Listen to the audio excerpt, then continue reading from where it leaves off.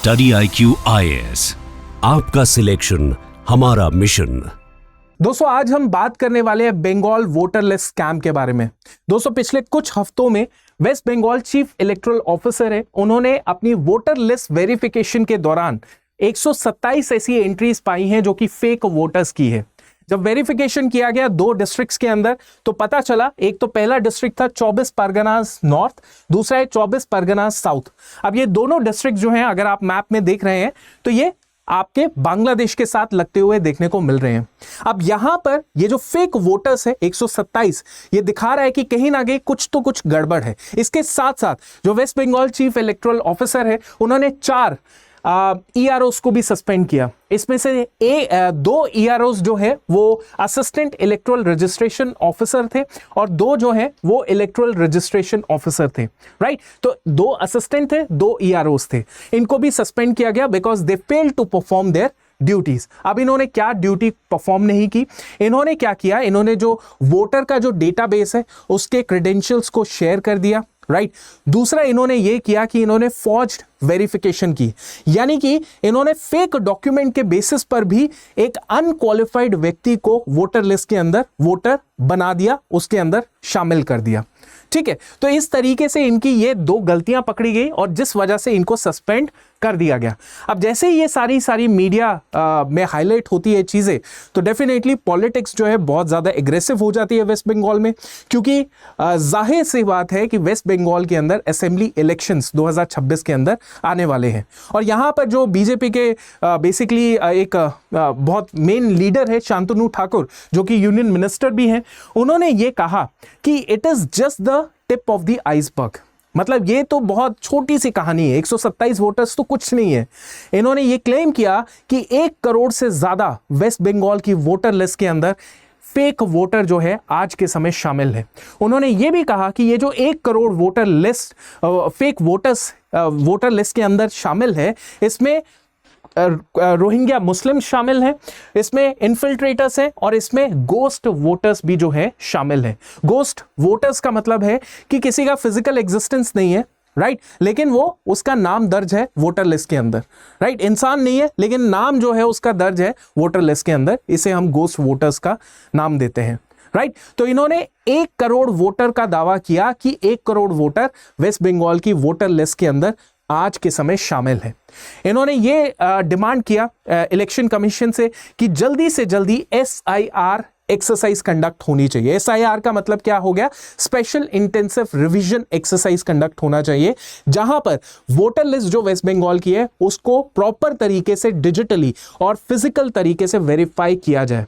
Multiple तरीके से, मतलब जो आधार लिंकेजेस हैं उसको देखा जाए। राइट, इसके साथ साथ जो है क्रॉस वेरीफाई किया जाए, 2002 का जो वोटर लिस्ट है उसके साथ लिंक किया जाए, यानी कि आज के समय जो वोटर लिस्ट में लोग शामिल हैं उनका नाम 2002 की वोटर लिस्ट में भी शामिल होना चाहिए, और अगर नहीं शामिल है तो उनके दादा परदादा कम से कम वोटर लिस्ट में शामिल होने चाहिए। राइट, तभी तो पता चलेगा ना कि ये एक्चुअली में यही का बंदा है या फिर इसने इन्फिल्ट्रेशन किया है, ये रोहिंग्या मुस्लिम है या फिर ये इलीगल माइग्रेंट बन के यहाँ पे आया है और इसने फेक डॉक्यूमेंट के माध्यम से अपना नाम जो है दाखिल करा लिया है वोटर लिस्ट के अंदर। राइट, तो ये सारी चीजें यहां पर बीजेपी के जो मेन लीडर हैं वो शांतनु ठाकुर इधर यहां पे कहते हैं। ओके, अब यहां पर बहुत इंपॉर्टेंट चीज ये है कि ये टॉपिक बहुत ज्यादा इंपॉर्टेंट हमारे सिविल सर्विसेज मेंस पर्सपेक्टिव में है। यूपीएससी GS3 इंटरनल सिक्योरिटी 2020 में ये सवाल पूछा गया, cross border movement of insurgents, refugees, illegal migrants along Indo Myanmar and Indo Bangladesh border, उनके इंप्लीकेशंस है फॉर द इंटरनल सिक्योरिटी। तो पहला तो हो गया इंप्लीकेशन, और दूसरा सवाल आपसे पूछा गया discuss the measure taken to control this. तो यहां पर ये टॉपिक बहुत ज्यादा इंपॉर्टेंट है और पूरा सेशन जब आप देख लेंगे तो आपको इन दोनों के आंसर बहुत अच्छे से मिल जाएंगे। राइट, चलिए आगे चलते हैं और यहां पर बात करते हैं कि जैसे यहां पर ये जो फेक वोटर्स का डिबेट है वेस्ट बंगाल के अंदर, इसका पॉलिटिकल एंगल क्या है। मैंने आपको बीजेपी का तो एंगल बता दिया, दे आर जस्ट डिमांडिंग, एक पब्लिक कैंपेन भी उन्होंने शुरू कर दी है नो SIR, मैंने आपको बताया ना SIR एक एक्सरसाइज है, स्पेशल इंटेंसिव रिवीजन एक्सरसाइज, जहां पे वोटर लिस्ट को रिवाइज किया जाएगा, देखा जाएगा, वेरीफाई किया जाएगा फिजिकल डिजिटल कि ये वोटर जो वोटर है वो एक्चुअली में एग्जिस्ट करता है या फेक वोटर है, इस तरीके से। और इलेक्शन कमीशन के ऊपर प्रेशराइज किया जा रहा है कि आप जल्दी से जल्दी आप SIC कीजिए। ओके, आगे यहां पे TMC है। TMC ये कह रही है कि इलेक्शन कमीशन और बीजेपी जो है वो डिलीट करना चाहते हैं वोटर लिस्ट के अंदर ऐसे लोगों को जो कि जेन्युइन है, पुअर है और माइनॉरिटी वोटर्स है।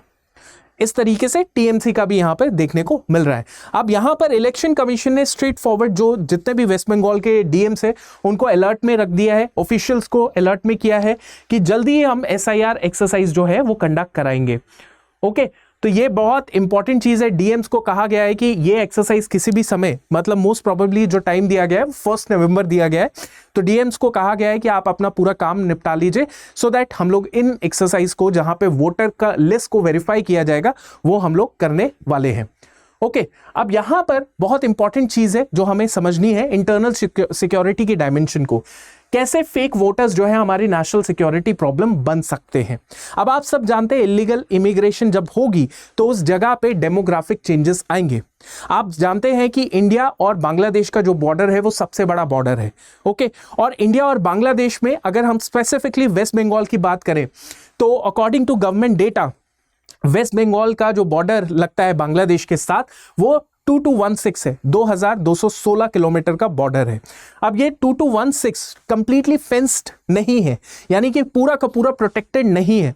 इसमें से 1647 1647 किलोमीटर का बॉर्डर है जो फेंस्ड है, और बाकी जितना भी है यानी कि 569 बॉर्डर किलोमीटर का जो बॉर्डर है वो अनफेंस्ड है, यानी यहाँ पे पेट्रोलिंग नहीं हो पा रही है, प्रॉपर सर्विलेंस नहीं हो पा रहा है। वहां पर इलीगल माइग्रेशन सबसे ज्यादा होगी, स्मगलिंग ज्यादा होगी, इन्फिल्ट्रेशन सबसे ज्यादा होगी, राइट। अब जैसे जैसे इतना बड़ा जो स्ट्रेच है बॉर्डर का वेस्ट बंगाल और बांग्लादेश के बीच में, जिसकी वजह से क्या प्रॉब्लम होगी, ज्यादा से ज्यादा इलीगल इमिग्रेंट्स आएंगे, माइग्रेंट्स आएंगे।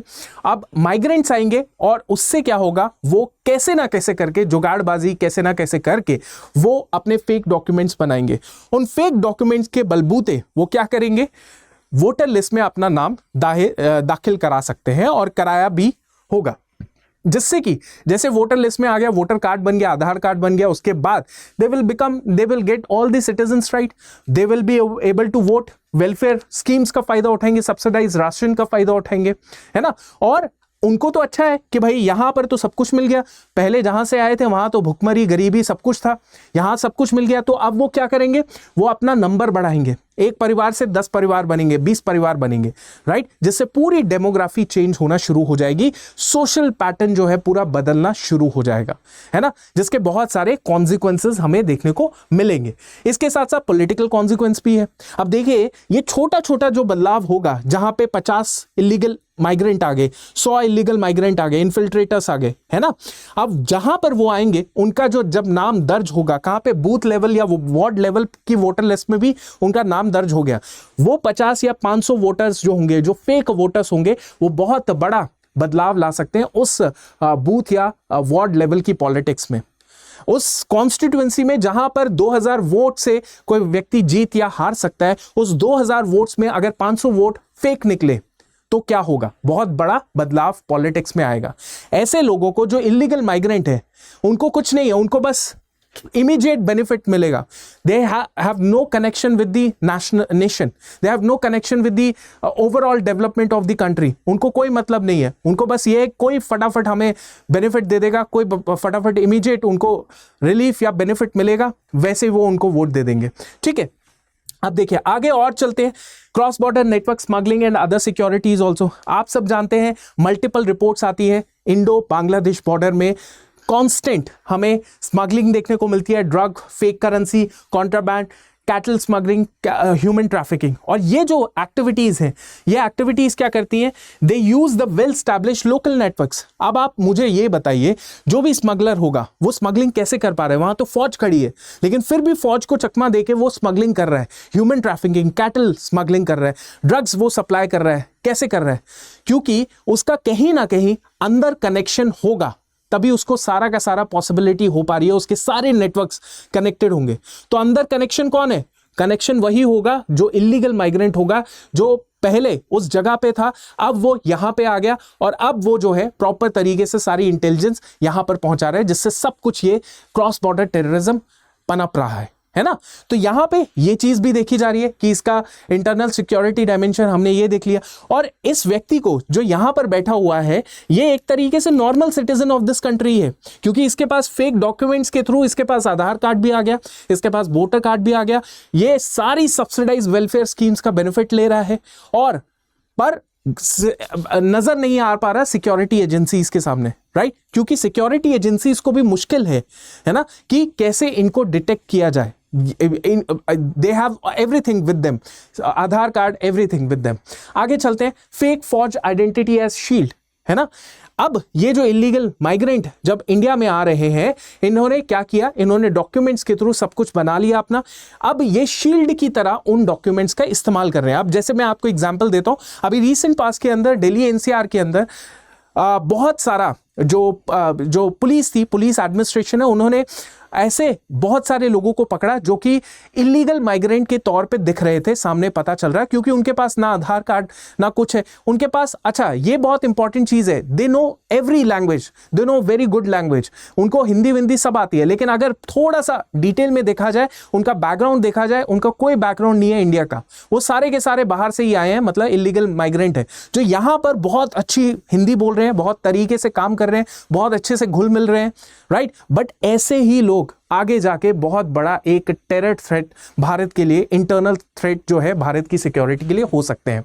अब यहां पर एक और इंपॉर्टेंट चीज है, risk of radical criminal infiltration का भी, जहां पर आप देखिए जो मल्टीपल सिक्योरिटी एजेंसीज है, उन्होंने कहा है कि ये जो पोरस बॉर्डर है और जो आईडी कंट्रोल, जो वीक आईडी कंट्रोल है, उसने इंक्रीज कर दिया risk that criminal and hostile actor can move, operate and hide using the civilian identity documents. अब कोई भी व्यक्ति जो है इलीगल माइग्रेंट भारत में आया, उसने सारी आइडेंटिटीज बनाए, अब वो क्या कर रहा है? अब ऐसा भी पॉसिबिलिटी हो सकता है कि उसका जो माइंडसेट है वो क्रिमिनल माइंडसेट है, वो भारत में आया ही इस वजह से ताकि वो भारत के अगेंस्ट कुछ ना कुछ ऐसा कदम उठाए जिससे भारत के अंदर इंस्टेबिलिटी आ जाए, इंटरनल सिक्योरिटी थ्रेट जो है वो 4-fold हो जाए, राइट। तो इस तरीके की चीजें जो है, रिस्क ऑफ रेडिकलाइजेशन, ये बहुत ज्यादा देखी जाती है। आपको मैं एग्जांपल देता हूं, इंडिया टुडे की रिपोर्ट है, जहां पे असम बंगाल बॉर्डर के ऊपर हाई अलर्ट हो गया, जहां पे पाया गया कि फेक करेंसी नोट्स जो है वो सिक्योरिटी फोर्सेस ने पकड़े। अब ये फेक करेंसी नोट्स कहां पे आ रहे हैं, कहां से आ रहे हैं? दूसरे देश से आ रहे हैं भारत में, और ये फेक करेंसी नोट्स जो हैं और ज्यादा जो है इकोनॉमिक मैनिपुलेशन करेंगे, और इस तरीके के मेनेंस जो है, जैसे 200-500 रुपए के जो नोट्स हैं वो रेड के दौरान जो है पकड़े गए, जिसमें एक अक्यूज जो था अबू ताहिर अली था, उसको अरेस्ट किया गया इस तरीके से, है ना। और इसके अलावा ये भी शो कर रहे हैं, अगर ये इलीगल माइग्रेंट्स भारत में आ रहे हैं, बढ़िया तरीके से अपने फेक डॉक्यूमेंट्स के थ्रू एंट्री ले रहे हैं, सारे जो आईडीज हैं वो उसका एक्सेस ले पा रहे हैं, तो ये हमारा दिखा रहा है इंस्टीट्यूशनल वीकनेस और करप्शन को दिखा रहा है।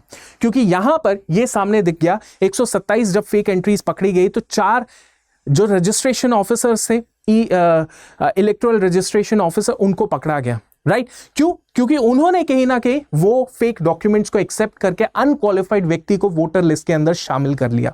तो यहां पर यह भी दिखा रहा है कि यहां पर यह दिखा रहा है कि लोकल प्रोसीजरल लैप्सेस हैं हमारे भारत के अंदर, इन चीजों के अंदर पुअर डेटा सिक्योरिटी प्रैक्टिसेस हैं जिसको एक्सप्लॉइट किया जा सकता है, जिससे कि real provable instances of institutional weaknesses सामने आते हैं। आगे देखते हैं, वाइडन इंस्टीट्यूशनल इफेक्ट भी इसका है।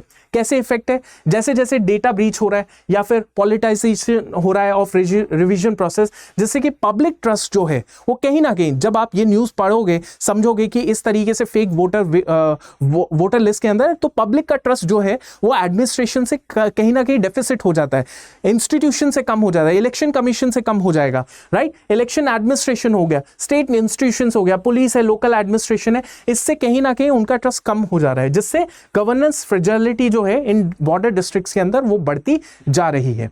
सो हम यहां पर कंक्लूजन क्या बोलेंगे? देखिए, कंक्लूजन में बहुत सिंपल है कि ये जो फेक वोटर इशू है वेस्ट बंगाल के अंदर, ये कोई आइसोलेटेड केस नहीं है, ये कोई case of electoral malpractice नहीं है कि हाँ ठीक है ये तो गलती से हो गया, एक दो ऑफिसर्स मिले थे बस बात खत्म। नहीं, ये और बड़ा एक इशू है। इस इशू के अंदर आपको इंटरनल सिक्योरिटी का इशू दिख जाएगा, बॉर्डर मैनेजमेंट का इशू दिख जाएगा और सिटीजन गवर्नेंस का भी इशू यहां पर देखने को मिलेगा। अगर इलीगल माइग्रेंट जो है वोटर आइडेंटिटीज को ऑब्टेन कर पा रहा है, मतलब आसानी से उसके पास आ पा रही है, वोटर आइडेंटिटी उसके पास आ गई, तो दैट मीन्स उसके पास जो डेमोक्रेटिक लेजिटिमेसी है वो इस देश की डेमोक्रेसी का हिस्सा बन गया, है ना, हिस्सा बन गया, जिसकी वजह से एक लॉन्ग टर्म थ्रेट जो है हमारी नेशनल सिक्योरिटी और इंटीग्रिटी को डेफिनेटली होने को देखने को मिल सकता है। सो इसीलिए जरूरत क्या है, इज एक्यूरेट वोटर वेरिफिकेशन, जो इलेक्शन कमीशन ने कहा है कि 1 नवंबर से शुरू हो जाएगा। Institutional transparency is also required and non partisan political will जो है वो बहुत ज्यादा जरूरी है टू इंश्योर कि बोथ क्लीन इलेक्टोरल रोल्स जो है एंड सिक्योर नेशनल बॉर्डर, ये दोनों जो है हमारे सस्टेन हो पाए, प्रिजर्व हो पाए, राइट।